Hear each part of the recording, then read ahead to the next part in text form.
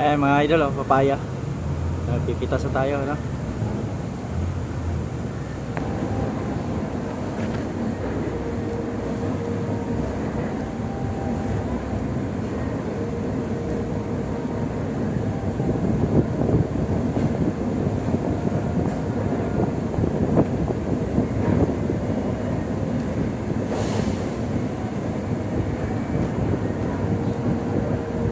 Ayan mga idol, oh, laki.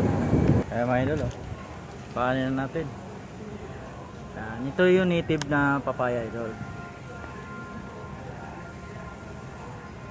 Ayan, mga native to, baba lang. Ito ang masarap sa tinula. Yung mga ganito papaya. Ayan. Native yan. Ayan. Ito yung harvest time ng mga papaya natin. Eh, may idol, mga maliliit pa. Ayan. Ayan. Ito naman yung mga malalaking papaya, pahaba. So,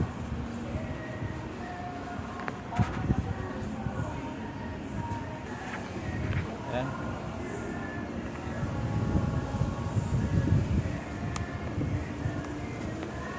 Ayan. Ito pwede, sarap to sa tinula mga idol. Tinula. Okay.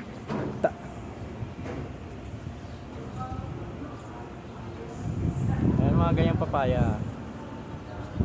The best to sa ano? The best to sa tinula. Tinulang manok.